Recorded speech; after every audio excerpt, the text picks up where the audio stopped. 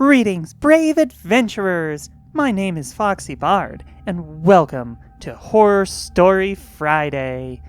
Despite the fact that the Community Day stories that I've been telling recently are much more horrifying than your average horror story, and trust me, they get worse. Let's take a nice little break from that by talking about a story where I have to include a trigger warning for sexual assault.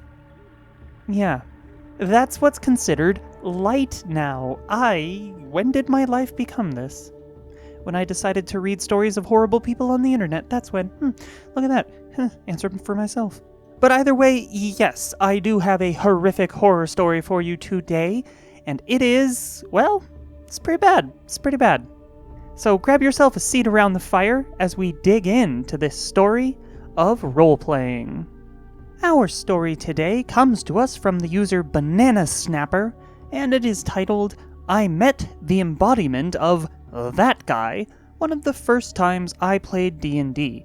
And again, it does carry a trigger warning for sexual assault, so if that's something you don't want to hear, just feel free to skip this one.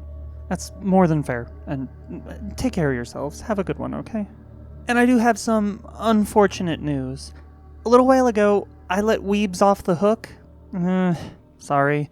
You're back on the hook again. I know.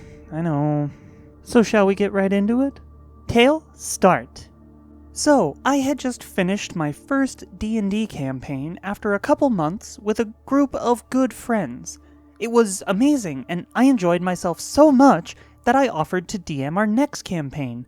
But, worrying that I would miss being a player as well, I decided to branch out and join my university's RPG club to also play with a new group. Basically, the way it was set up was that there was a Discord server with DMs advertising games that players could then message to ask for a spot at their table, which was hosted in one of the university's rooms. I found someone who claimed to be running their first game and got a seat at a Session 0. People who showed up to Session 0, fake names, obviously, and I gotta say, some of these are my favorite fake names I've ever had the privilege to read. Me, a dwarf paladin. DM, the DM. Bimothy, chill dude playing a lizard folk ranger. Ronathan, certified that guy TM, playing a, well, we'll get to that. A couple other guys who are unimportant for the story. Anyways, I get to the club room and introduce myself to some people while I look for my DM. I run into Ronathan, who I learn is also looking for DM. I try not to judge people based on appearance, but I'd be lying if I said I didn't start to get worried about the group I joined up with when I met him. He basically fit every description of your stereotypical that guy.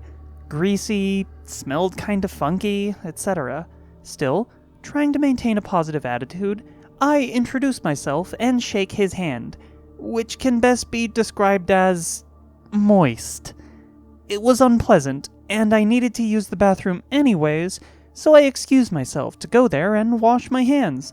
When I come back, I find that the DM and the other players have arrived. The only open seat at the table is right next to Ronathan, so I end up sitting there. I meet everyone else, and we start chatting about our experience with D&D. We're all pretty new, except for Ronathan, who mentions that he is very experienced with RPGs. This was my first time playing 5e, so the DM is focused on helping me with character creation. Ronathan, meanwhile, has pulled up a D&D wiki page on his phone and asks if he can play a Foxkin. Oh, no, don't you drag me into this, Ronathan. DM, being new and not wanting to say no, gives a hesitant, sure? And Ronathan starts rolling stats. As I'm figuring out my character and picking out a funny voice to use, Ronathan decides to tell me all about his character, who has since been given some weeby name that I can't remember, so I'm gonna call him Sasuke, because Sasuke is kind of a bitch. Here's a brief list of some of the things the race allowed him to do. Can live to be 1,000 years old.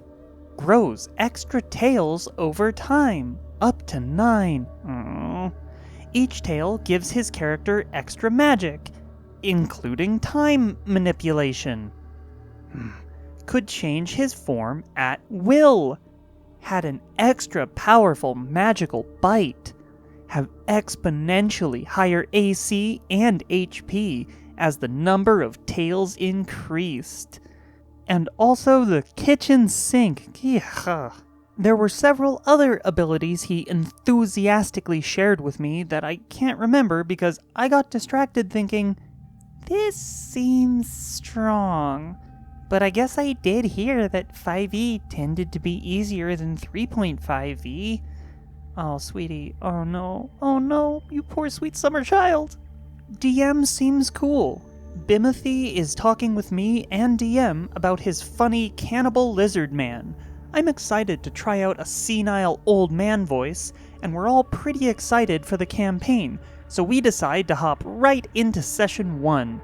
Important to note, everyone else was just new enough to not recognize the importance of a full Session 0 checklist. Tone, content, etc. We'd learn soon enough. We start at Level 1 in the Lost Mines of Phandelver module. Okay, little minor thing. It's Lost Mine of Phandelver. Mines, it's not plural. It's mine. Sorry, back to the story. The goblins ambush us, and I get crit on the first round. The rest of the party manages to fight off the goblins, with Ronathan getting 1 of the killing blows. When my character wakes up, he will not let me forget that I saved your life. You shall be grateful to me. He repeats that for the rest of the session as I try my best to thank him in character, but usually I get interrupted to be told how really I should be indebted to him or something. Anyways, we continue with the adventure when I wake up and find out that those goblins have a nearby hideout where they've likely kidnapped some villagers from a nearby town. Ronathan immediately speaks up and says, "Now, I'm pretty experienced with RPGs, so I know what that means. Those goblins have been taking females to have his way with them." By familiar with RPGs, I'm pretty sure he means familiar with a certain anime that will go unnamed. Immediately, I panic and say in character, "Now, I'm sure that that's not why they've..." and looked at the DM for reassurance. DM thankfully backs me up in affirming that there is no sexual assault in his game, but is unfortunately still new enough to not recognize that we need to kick out Ronathan ASAP. Ronathan responds, "Well, I'm just saying that if we were to save females from that, they might reward us," with a suggestive tone. Again, DM and I express discomfort with that subject at the, again, school-affiliated table. The session continues for a bit longer until the club's time with the room draws to a close. Ronathan mentions he's parked on the north side of the building, and I breathe a sigh of relief because the walk to my apartment leads me south. Bimothy also mentions he's parked in the south parking lot, further from the building, so he and I walk together as everyone starts heading home. Bimothy and I agree that DM was a nice guy, and kind of danced around our mutual discomfort with Ronathan. Then I asked why Bimothy had parked in the south lot, further from the building, and he revealed, "Oh, I parked in the north lot. I just didn't want to walk with Ronathan." At that, we started talking more openly about our unwillingness to return if he was going to be there next week, and agreed to mention the DM about it. In response, the DM made a Discord group and messaged everyone that we all needed to agree to make sure we took care of our hygiene and that there would be no sex beyond consensual fade to black in his game, along with a few other ground rules that would normally show up in Session 0. Ronathan did not respond, and did not return to the RPG club. Thankfully, The rest of the crew, along with some new additions later on, turned out to be pretty cool, and we've had plenty of fun games over the past few years. Typing this all out, I realize now that it seems like I'm making up a story filled with a checklist of every faux pas a that guy can make. Honestly, I am still shocked that such a caricature of a person actually exists in the real world, and definitely had my fears of just how common these types of RPG players are, given that I found one in the very first group I joined outside of my close-knit friend circle. Thankfully, though, I've yet to have any more experiences with that guys of Ronathan's caliber. TLDR, joined a D&D club and met a smelly, weeby that guy who made a homebrew, overpowered, possibly furry character that wouldn't shut up about how much I owed him for doing the basics of a D&D character, named Sasuke, then made an unprompted suggestion that he would receive a sexual reward for saving what he assumed were women being raped. Another guy walked 30 minutes out of his way to avoid having to go in the same direction after the session, and we thankfully avoided interacting with that guy ever again. Tail end. Okay. So, what was being described was obviously an incredibly overpowered version of a kitsune, which, as you may know, that's me. Hi. And while, yes, a lot of kitsune do grow more tails over the course of our lives, we don't get ridiculous time manipulation magic and anything like that. No, we mostly get more just kind of useful, everyday spells sorts of stuff. One of the commenters on the Reddit post for this one mentioned a certain anime, and I kinda have to agree. Especially with this guy being super weeby, he definitely spent way too much of his time basing his entire reality, or even his fake reality, around a really awful anime. So let's go down the that guy checklist. Poor hygiene, check. Weird smell, ooh, check. Forces an overpowered homebrew, oh yeah, check. Tries to force his will on other players, yep, that's a check. Implies gross sex stuff, yep, check on that one too. Main character syndrome, okay, so he didn't actually get a check on that one, but I'm sure given the chance, if the campaign continued, that probably would have also come up. So yeah, I have to rate Ronathan as a 100% certified that guy. I'm so sorry that you had to go through that experience, OP, but I'm very glad that you and the group were able to have fun after that, and that's good. I haven't met very many that guys of this kind of caliber out in the real world either. They're getting rarer and rarer, and that's only a good thing. It means more fun for everyone else playing. And that'll do it for this week's horror story. Could have been a lot worse, and I do think that they dodged a bullet. Plus, I got to do my Deckard Cain voice, and instead of a song, I'm gonna do my Deckard Cain voice for my entire little outro bit up to the Patreon stuff.